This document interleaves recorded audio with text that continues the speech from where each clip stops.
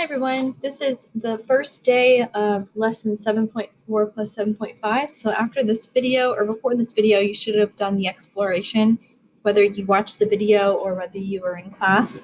So if you haven't watched the exploration video, make sure you watch that first. So based off of that exploration video, we learned a couple things, a couple characteristics about exponential functions. So we learned that that exponential functions increase or decrease by a common factor.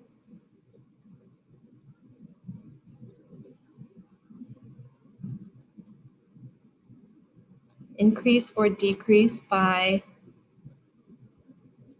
a common factor. And that's determined by, remember how we had a times b to the x? That's determined by the b. B is that common factor. Whatever b is, that's how much you're multiplying by each time. Now, if the number is greater than 1, so if b is bigger than 1, that means it's an increase, or what we called a growth, exponential growth, which we'll talk more about in the next lesson. And then if it's between 0 and 1, that means it's exponential decay, and it gets closer and closer to 0 because you keep multiplying by a number smaller than 1. And then this b won't ever be negative. There may be a negative sign out in front, but the actual factor won't be negative. So for another point is that the variable is in the exponent. So the variable, or the x, is in the exponent. That's one easy way to remember about exponential functions. Exponential, the x is in the exponent. And then also, a little bit based off of number 1 is that there's no slope. The slope is always changing. It's never a constant amount increasing or decreasing by a constant amount, but increasing or decreasing by a constant factor. So multiplying instead of adding. And another special note is that any quantity that grows or decays by a fixed percent or regular intervals is said to have exponential growth or exponential decay. So we'll learn a little bit about both of them. So we're going to graph these functions with our graphing calculator. Now, one thing we're going to do is make a table. So our table, generally, we will go from -2 to +2. Let's set up a table. And -2, -1, 0, 1, 2, or however many points we can fit on our graph here. So if we can fit more points than 2 on our graph, then we would include that in the table. However many points you can include, then include that. Right? So one way that we did this is that we put it in our y equals, and you can do that, or it wouldn't be too hard to either remember what we did yesterday with 2 to the x, because the 1 really doesn't have to do with anything. So remember, if we plug in 0 for x, 2 to the 0 power is just going to give us 1. If we plug in 1 for x, we're going to get 2. And then if you do 2 squared, that gives us 4. And then we can keep going, actually. So 2 to the third would be 8, and really just multiplying by 2 each time. So multiply 2 again, you get 16. Multiply 2 again, and you get 32. But after that, after 16, we couldn't fit anymore. We can't fit 32 on our graph because we only go up to 20. So we actually don't need this one. And then if you go the opposite way, you flip the fraction. So this would be 1/2, and this would be 1/4. All right, the next one we'll look at how to type it in our calculator or review that part. So now let's plot the points. So -2.25, and then 1, 1/2, 0, 1, 1, 2, 2, 4, 3, 8, and 4, 16. And then remember that the next point was 532, so somewhere way up here. Okay, so now you'll graph, or well, we plotted our points, and now we'll connect the lines. And remember that from each point, it's just a slight curve, And the further away you get, the steeper it gets. So see how this is getting really steep. So one thing that people commonly do is when they're going up here, they cross over the next line, but it doesn't go that way. It doesn't even reach this line here until you get to 32. So don't do that. Okay, just make it steep and then end before you get to the next line. And then over here, remember that our exponential functions don't cross the x-axis. So I would just put a little arrow there saying that it keeps going along the x-axis closer and closer to 0. All right, let's do another one. So the difference between this one and the previous one is that we actually have a number in front of the parentheses. So we'll see how that plays out. And then the number in the that's being raised to the x power is 3 instead of 2. So let's type this in our calculator to get our table. So remember to go to your y equals, clear whatever is there from the last lesson, which hopefully you were following along, and type 2 parentheses 3 to the x power. All right, so now I'm going to do zoom 6. Well, actually, we don't really need to see the graph. All we need to do is to look at the table. So go to second graph to get to the table. And then remember, we want to make our table going from -2 to +2. So I'm going to scroll up. And I see 2 is 0.22 repeating. So all of these we could just write to the nearest hundredth is fine. So we'll do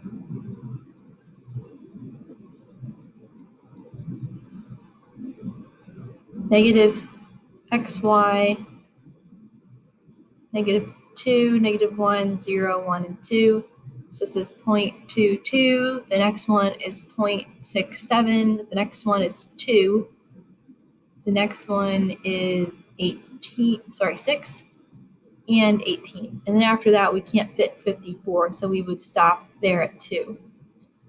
And then also, we wouldn't want to plot -3 because that number is just way too small. We don't need to worry about plotting that number. Generally speaking, anything less than 0.2, you wouldn't worry about plotting. All right, so question. Remember how at 0, normally our answer was 1. Why is it 2 now? Well, look closely. If you substitute in 0 for x, then the 3 is to the 0 power, but not the 2. So it'll be 2 times 1, which is 2. So actually, this number in front of the parentheses will determine your y-intercept, because your y-intercept is when x equals 0. So that's your y-intercept. All right, so let's plot. So we've got -2.2, and then -1, that's like 2/3. And then 2, 6, so this one is definitely steeper, and 18. It's gonna be really careful when it gets to be really steep. One thing I like to do is look at what I'm aiming for. So here, if you've got your pencil and you're aiming for this, I'm gonna look at this point while I drag my pencil up. So it's kind of like if you're throwing a baseball. If you throw the baseball, and I missed a little bit, but that's okay. If you're throwing a baseball, you don't look at you don't look at the baseball. You don't look at your hand when you throw it. You look at what you're trying to throw at. So graphing exponential functions is kind of like playing baseball. So I hope you like that joke. Anyways, bottom here says, what do you notice about both graphs? So we notice that the number in front of the parentheses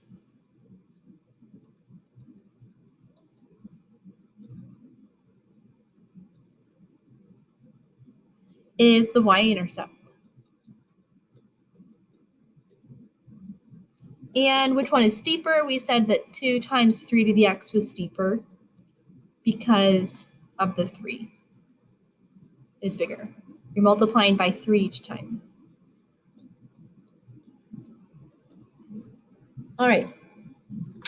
And let's do something similar except with decay. So if the number in the parentheses, remember, is between 0 and 1, that means it's going to be decaying. So this is just like the other one that we did in the last lesson. xy, go from -2, -1, 0, 1, 2. And actually, did we do this? We over this one yet? No. So if you plug in 0, you're going to get 1. If you plug in 1, you'll get 1/2. If you plug in 2, you'll get 1/4. And then if you go the opposite way, it's just the inverse of 2 to the x. So this would be 2 and 4. Review yesterday's notes if you weren't sure on that. Okay, so -2, 4. And then -1, 2, 1, 0.5, and 0.25. Also, common practice, if more points can fit, then we want to put them. So actually, let's go ahead and put -3, which would be 8, and -4, which would be 16. -3 is 8, because it's just the inverse of 2 to the x. All right, and then carefully remember to look at the next point when you're trying to draw to it. I know mine does not look pretty, but try your best. Okay, that's what that one would look like. And then the next one is 2 times 0.4 to the x. So this one I'm going to take to my calculator, go to your y equals, clear what's there. Now 0.4 is still a decimal that's between 0 and 1, so this should also decay. It'll look like the other one getting closer to 0, going towards the x-axis. So 2 times 0.4 to the x. Look at the table, so do second table. And then where could we start? So if our y goes up to 20, we would start at -2, because that starts at 12.5. So -2, we'll make our table. -1, 0, 1, 2, up. And then are we going to go to 3? No, because that's 0.128. That's too small to worry about graphing. All right, so we've got 12.5, 5, 2, 0.8, and 0.32. So think about which one would be decaying quicker. Which one gets closer to 0? This one or number 3? So we'll do -2, 12.5, -1, 5. Oops, I put that one over. And then 2, remember the y-intercept here would be 2 because that's the number in front of the parentheses. And then 0.8 and 0.32. Graph your function. And try your best to make it look nice on the ends. All right, so here, since this number here, 0.4, is less than 0.5, which was the b for the other one, 1/2.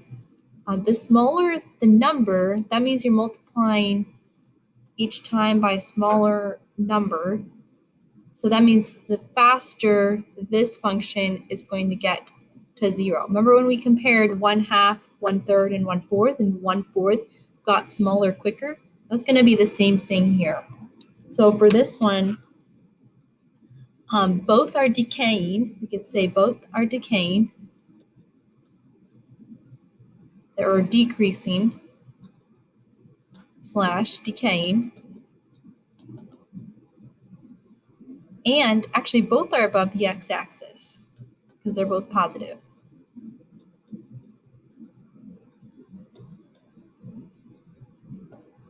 But 2 times 0.4 to the x is steeper. It's decaying faster.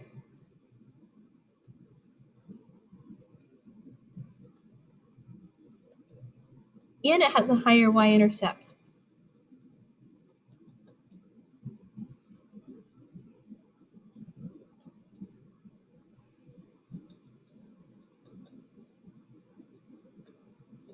All right. So now we're going to do one more thing here. This should be real quick. Oh, actually, I had another question here that didn't make it to the notes. So comparing the two functions, which we kind of already talked about, if you have y equals a times b to the x, there are a couple things to note here. The first thing is that a is going to determine your y-intercept. A determines y-intercept. The second thing is that when b is greater than 1, you've got exponential growth or increasing. And then when b is between 0 and 1, you have exponential decay, and the function is decreasing, which means getting closer to the x-axis.